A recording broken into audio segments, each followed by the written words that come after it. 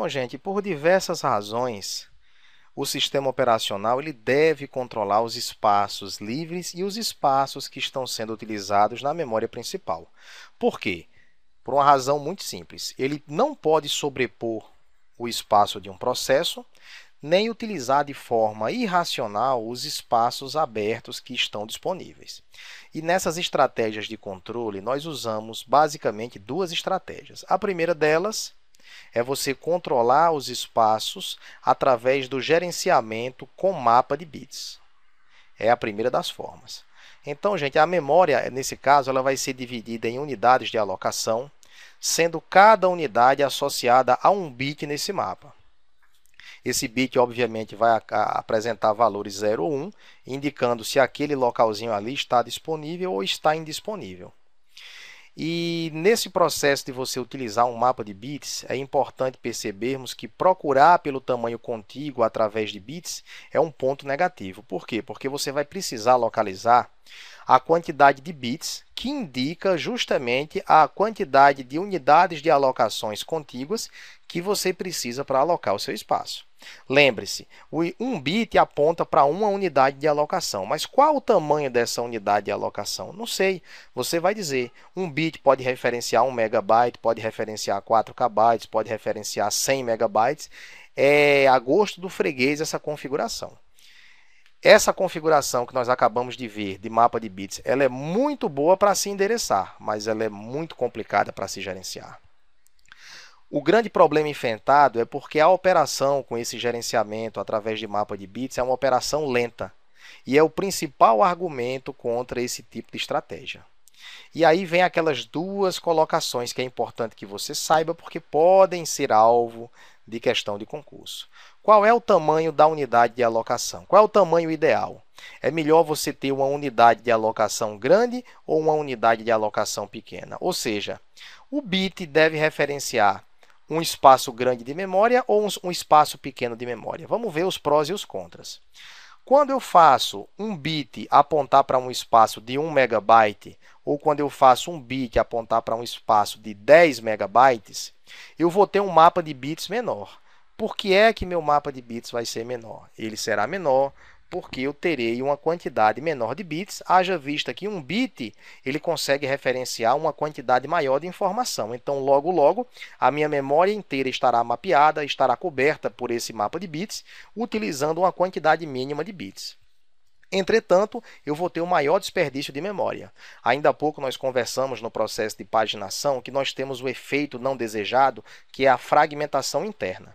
E se eu só posso colocar uma única informação dentro daquele containerzinho, se por acaso eu colocar uma informação de 10 kbytes no espaço que está reservado para alocar 10 MB, os outros 9 megabytes ponto alguma coisa estarão perdidos, estarão desperdiçados.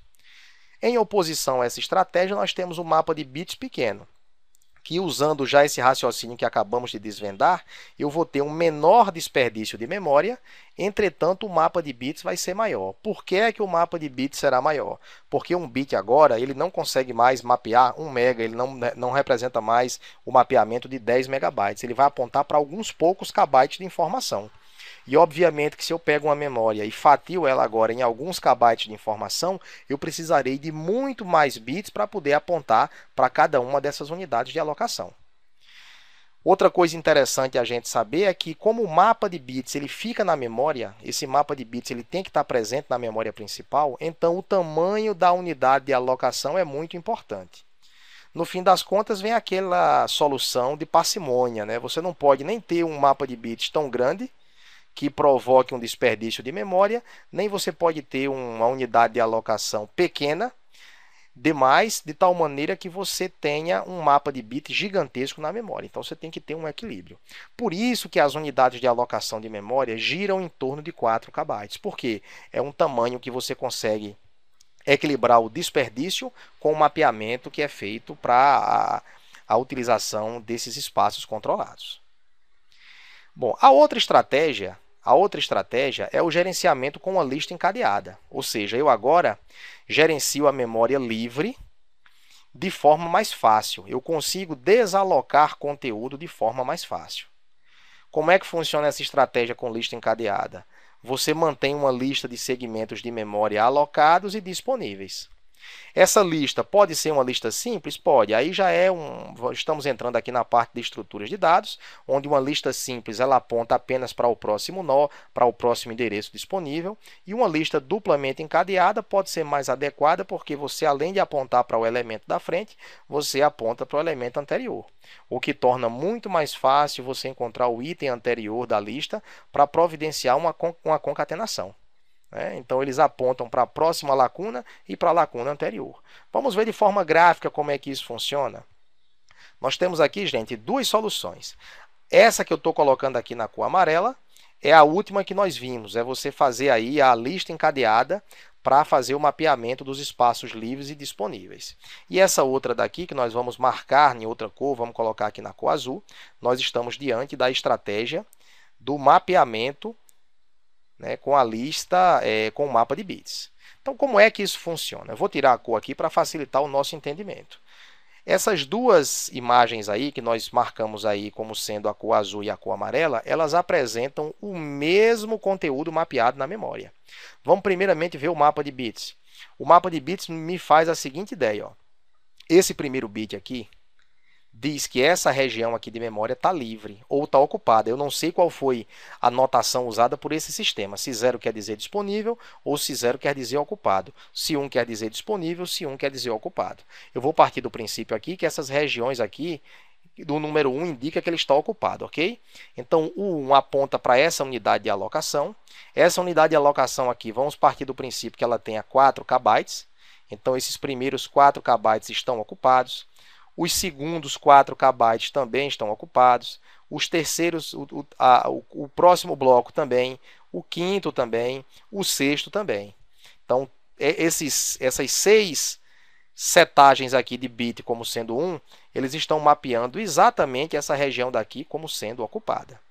Os próximos 3 aqui em 0 estão mostrando que esta região daqui está vazia, porque aqui eu tenho uma unidade de alocação, 2, 3. E assim seguem-se, porque vocês observem aí que o número 1, eu tenho agora 1, 2, 3, 4, 5, 6, 7, 8, 9, 10 bits 1, que seriam justamente 1, 2, 3, 4, 5, 6, 7, 8, 9, 10. E assim a coisa vai. A ideia que você tem que marcar, a ideia que você tem que ter em mente do mapa de bits é que cada um desses bits aqui mapeia uma unidade de alocação, que pode ser de qualquer grandeza. Isso aí fica a gosto do freguês. Agora, se você tiver mostrando aqui com essa lista encadeada, como é que a coisa funciona? Ele diz o seguinte, que na posição 0, começando da posição 0, conte 5 posições mostrando que essa região está ocupada. Então, nós temos aqui, essa é a posição 0. Então, vamos marcar 5 posições. 1, 2, 3, 4, 5. Aí, agora vem a letra H, dizendo que a partir da quinta, quer dizer, da posição de número 5, eu tenho 3 posições livres. A posição primeira é a 0, 1, 2, 3, 4. Então, a posição 5 é essa aqui. Vou até botar a setinha para o outro lado. Então, eu tenho 1, 2, 3, ou seja, a hora em que ela se inicia e a quantidade de lacunas que estão, no caso aqui, disponíveis. No próximo caso aqui, nós temos que a partir da posição de número 8, nós temos 6 posições ocupadas. Então, está aqui. Então, está aqui. Aqui está a posição 8, aqui o número embaixo indicando 8, e vamos contar 6 posições. 1, 2, 3, 4, 5, 6. Então, agora, a partir da posição 14, eu tenho mais 4. A posição 14 está aqui. 1, 2, 3, 4. E assim a coisa vai, gente. Observem que nós estamos fazendo o mapeamento da mesma região de memória. Tanto esse mapa de bits quanto essa lista encadeada aí de disponíveis, elas estão apontando para a mesma região de memória e fazendo a mesma referência. Tanto essa quanto essa daqui querem dizer a mesma coisa, entretanto, utilizam estratégias diferentes. Se nesse primeiro caso eu estou utilizando aqui um mapa de bits, aqui eu estou usando aquela velha lista de disponíveis, uma lista encadeada. Nesse caso aqui é uma lista simplesmente encadeada, ou uma lista simples, ok? Então é assim que funciona. Agora, por que é que eu preciso mapear a região que está livre e a região que está ocupada? Porque o que está por vir, gente, é que é o interessante. Porque eu preciso agora administrar a memória utilizando os algoritmos de escolha de espaço. Lembre-se sempre que toda vez que você dá 2 cliques num programa, que você dá 2 cliques num ícone na sua área de trabalho e você precisa invocar aquele processo, o que você está fazendo é levar aquele material do seu HD para a sua memória. Mas em que região da sua memória ele vai pousar? Eu propositalmente coloquei aqui um retângulo, separado em regiões de tamanhos diferentes. Observe que o tamanho desse quadrado é maior do que esse, que por sua vez é menor do que esse, que é menor ainda do que esse, que é o maior de todos, e nós temos aqui um último espaço. Porque nós iremos fazer aqui algumas animações no intuito de você saber diferenciar entre os algoritmos de escolha de espaço disponíveis. Lembre-se, para que é que serve esse tipo de escalonamento? Para que é que serve esse tipo de algoritmo de escolha de espaço? Para encaixar na memória o local de melhor acondicionamento do processo. Então vamos lá para o primeiro caso. O primeiro algoritmo que nós temos aí chama-se First Fit. É o primeiro que couber. É o primeiro que couber. O que é que vai acontecer, gente? Ele vai varrer a tabela de espaços livres até encontrar uma lacuna para encaixar esse processo daqui. Então ele vem varrendo aqui, ó, da esquerda para a direita, e vai procurando desses quadradinhos qual é aquele que está livre para encaixar esse determinado processo.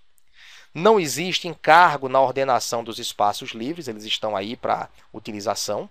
Ele é mais simples e rápido, pois ele pesquisa o mínimo possível. E quanto é que ele pesquisa? Ele pesquisa até encontrar o espaço livre. Depois ele não pesquisa mais. Ele procura até achar um espaço livre que caiba pelo menos o processo que você está tentando encaixar.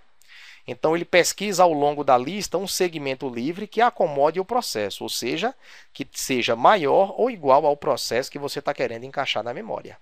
Obviamente que a sobra disso aí, caso você tenha encaixado esse processo num espaço que seja um pouco maior, a sobra transforma-se em outro segmento de memória livre. Então, como é que seria isso aqui?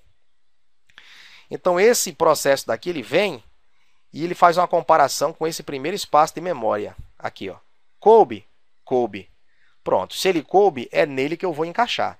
Observe que sobrou alguma coisa. Você tem uma brechinha aqui de um lado, você tem uma brechinha aqui do outro, mas isso aí já vai ficar disponível para novos processos. Mas com a estratégia do First Fit, já está resolvido. O problema agora já está resolvido. Se por acaso nós tivéssemos uma situação onde esse primeiro espaço daqui estivesse ocupado, deixa eu criar aqui um clone do processo e colocar aqui para vocês. Então, se eu tivesse aqui, ó, essa região ocupada dessa forma, e agora esse processo que se encontra aqui mais abaixo, eu quisesse encaixar lá em cima, como é que a coisa funcionaria? Eu viria até a primeira posição, que está bem fininha aqui, né? Essa posição mais fininha, veria que aqui não caberia, veria que aqui também não caberia. Vamos comparar com esse daqui da frente. Eu acredito que cabe, né? Visualmente eu acredito que cabe. Então, aqui o que é que eu faria? Traria para cá, faria a comparação. Pronto, é aqui que ele vai encaixar. Eis aí, gente, a metodologia de trabalho do algoritmo First Fit, ou seja, o primeiro que couber. Ele vai varrendo essa tabela até encontrar o primeiro buraco que o caiba e já encaixa nele lá dentro. E encaixa o processo dentro, né, gente, sem nenhuma verificação adicional. É assim que ele funciona. Vamos agora para a próxima metodologia. A próxima que nós veremos aí agora é a metodologia conhecida como Next Fit. Essa metodologia Next Fit, ele faz o seguinte, é o próximo que couber. Ele é muito similar ao First Fit. A única diferença é que ele memoriza a posição em que ele encontrou o segmento, onde ele colocou o segmento encontrado. E depois ele recomeça a busca a partir daquela posição. Por incrível que pareça, gente, esse danado ele tem um desempenho ligeiramente inferior ao First Fit. Então, primeiramente, vamos fazer como funcionaria aqui o First Fit, tá? Esqueçam por enquanto que eu vou falar aqui do Next Fit. Não é o Next Fit que eu vou exemplificar. Eu vou voltar para aquele anterior para que nós façamos um comparativo. Então, como seria no First Fit? Eu viria até aquela primeira posição e encontraria a região de encaixe, ok? E aí ficaríamos assim. Num segundo momento que eu quisesse encaixar outro processo aí, eu recomeçaria nessa posição. Cabe aqui? Não, não cabe. Cabe na próxima? Cabe. Se eu fizesse agora a próxima comparação, seria mais ou menos assim. Eu viria até a primeira posição, veria que estava ocupada, a segunda veria que estava ocupada, chegaria nessa posição e encaixaria ele aqui. Observe, gente, eu reforço, eu não estou falando ainda do Next Fit, eu estou falando do First Fit. Nesse algoritmo especificamente, ele é 99,9% igual ao First Fit. A diferença é que ele memoriza o ponto do último encaixe que eu coloquei o processo. Então, se no primeiro momento eu sei que eu encaixei o processo nessa posição, eu não vou fazendo a comparação a partir da primeira posição, como fazia o First Fit. Eu não comparo mais com essa, eu não comparo mais com essa posição, e nem comparo mais com essa, porque eu sei que na última vez que eu fiz a comparação, eu terminei aqui.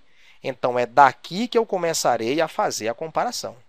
Então, fica bem claro aí que a diferença básica entre o First Fit e o Next Fit é a posição de início da busca, onde o First Fit eu começo do primeiro espaço do meu bloco. O Next Fit não. Ele memoriza a posição do segmento encontrado e começa de lá. Por exemplo, First Fit, eu começo sempre daqui, começo daqui. Começo desse ponto e vou fazendo as comparações. Já no Next Fit, não. Se no primeiro momento eu encaixei no primeiro momento eu comecei igual ao First Fit, se eu já encaixei o processo nessa posição aqui, quando eu for fazer a próxima busca, eu já começo dessa posição. Porque ele parte do princípio que, estatisticamente, isso é uma vantagem, porque muito provavelmente as buscas anteriores já foram feitas em momentos anteriores e pelo fato de você não ter logrado êxito, é mais importante que a gente faça desse jeito. Entretanto, está provado por A mais B que o desempenho termina sendo ligeiramente inferior ao First Fit. Ok? Então, gente, tanto no First quanto no Next, nós não temos a necessidade de percorrer os espaços de memória como um todo. Eu só vou percorrer até encontrar. Depois que eu encontro o local disponível, o que é que vai acontecer? Eu não preciso mais percorrer o que falta. Coisa que os próximos algoritmos não fazem. Qual é o próximo? O próximo algoritmo, gente, é o Best Fit. É o melhor que couber. Então, para eu saber qual é o espaço que melhor se adequa ao meu processo, eu tenho que percorrer a memória inteira. Eu não posso percorrer só parte dela. Como é que eu vou saber quem é o melhor se eu não fui até o último? Logo, eu preciso varrer toda a tabela. Percorrendo essa lista, eu vou escolher o menor segmento livre de memória possível, ou seja, aquele que melhor se ajusta, porque a filosofia do trabalho do Best Fit é encontre aquele que melhor se adeque. Aqui, desperdiçar é proibido. Então, ou eu encontro um espaço que seja exatamente do tamanho do processo que eu quero encaixar, ou eu vou encontrar um espaço de memória que seja ligeiramente maior. Mas a ideia é provocar o mínimo de desperdício possível. Gente, ele é mais lento do que o First Fit? Ele é mais lento do que o Next Fit? Com certeza, mas por uma razão muito simples. O First Fit e o Next Fit, eles não precisam percorrer a tabela inteira. Já o Best Fit, ele tem que percorrer a tabela inteira. Eu só posso saber quem é melhor na hora que eu avaliar todos os candidatos, ok? Ele termina gerando um maior desperdício do que os dois anteriores, por incrível que pareça. Por quê? Porque ele consegue encaixar o processo tão bem, mas tão bem, que o restinho de espaço que sobra é tão pequeno que não consegue ser utilizado por ninguém. É como se fosse essa listrinha azul aqui, ok? Então, ele gera minúsculos segmentos que dificultam o aproveitamento por processos que se encaixam na memória em momentos futuros. Beleza? Agora, em oposição a esse movimento do Best Fit, justamente por causa da impossibilidade de aproveitamento desses minúsculos espaços, aí tem uma estratégia diametralmente oposta. A estratégia oposta é a estratégia conhecida como o Worst Fit, o pior que couber. Da mesma forma que o BEST, ele varre toda a tabela de espaços livres e escolhe o antagônico, o espaço, o maior segmento disponível, de maneira que, quando for alocado, ele gere um segmento suficientemente grande para alocar outro processo. Nesse caso aqui, gente, como é que seria a alocação? Esse meu processo aqui, ele se encaixaria aqui, ó. Por quê? Porque uma vez aqui se encaixando, ele geraria, vou colocar aqui o amarelo representando a posição futura dele, ele deixaria um espaço tão grande aqui à direita, mas tão grande que poderia ser utilizado por outros processos. Ou seja, o que inicialmente parece ser um tremendo desperdício, porque nós estamos falando daquele que pior se encaixar, pior couber, ele termina deixando um espaço que pode ser utilizado por outro processo, ok? Então são essas estratégias. Lembrando, a worst fit precisa percorrer a tabela, a lista inteira, a tabela inteira? Precisa, né, gente? Por quê? Para eu saber quem é melhor, para eu saber quem é pior, eu preciso percorrer todos os candidatos. Eu não posso simplesmente chegar em determinado ponto e parar, como é o caso que acontece no first fit e no next fit. Bom, a última estratégia usada é uma estratégia conhecida como quick fit, ou que mais rápido couber. Ele mantém, gente, listas separadas para alguns tamanhos de segmentos disponíveis. Em geral, os tamanhos mais solicitados. Vou dizer a você um comparativo. Imagina que você vai para uma loja de tênis e você tem várias gôndolas contendo vários modelos de tênis, vários modelos de sapatos. Na hora que você fala assim que seu pé é 41, 42, 40, 41, 42, que são os pés mais utilizados, o camarada que está te vendendo, ele já tem uma região separada com esses tamanhos. Por quê? Porque ele sabe que os tamanhos 40, 41 e 42 são os tamanhos mais solicitados pelas pessoas. Então, fazendo um comparativo aqui com esse nosso mundo computacional, nós teríamos aqui duas listas. A primeira lista seria a lista que mapeava os espaços rotineiros. Então, se eu estivesse usando um mapa de bits, ele estaria me apontando para os espaços mais rotineiros. Quer dizer, para os espaços que são utilizados por padrão. Entretanto, esse Quick Fit ele acrescenta mais uma tabela. Eu teria agora uma tabela que me apontaria para os espaços mais utilizados, como, por exemplo, os espaços de 4K. Ele teria aqui um apontamento para um espaço de 4K, um apontamento para outro espaço de 4K, um apontamento para outro espaço de 4K, e assim ele iria mapeando todos os espaços de 4K, tornando essa lista aqui na cor amarela a lista mais requisitada. Por quê? Porque os tamanhos mais requisitados estariam aqui. É melhor eu ter duas listas separadas do que eu ter uma lista única contendo nessa lista única todos os tamanhos disponíveis. Essa é a diferença do Quick Fit, porque o Quick Fit é o que mais rápido couber. A ideia do Quick Fit é velocidade, é você percorrer a lista de uma forma rápida. Então, se por acaso chegar aqui alguém querendo um espaço de 4K, ele não vai procurar naquela lista de cima, ele já vem aqui na lista de baixo, porque essa lista daqui é a lista que vai mapear justamente esses espaços na memória para você encontrá-los com uma maior rapidez, com uma forma rápida, de uma forma quick, ok? Então é isso aí, gente. Então observem que o primeiro movimento que o sistema operacional se preocupa é quando a informação sai do disco e vai para a memória. Chegando na memória, eu preciso selecionar o melhor lugar para encaixar esse meu processo. O melhor lugar para encaixar aquela informação. Dessa forma, nós vimos algumas estratégias que podem ser usadas. Obviamente, gente, que nesse primeiro momento existem lacunas livres na memória para que eu faça o encaixe dessa informação. Daqui a pouco nós pioraremos o cenário e colocaremos uma memória completamente lotada. E aí nós teremos que escolher alguém para sair. Mas não é o momento ainda.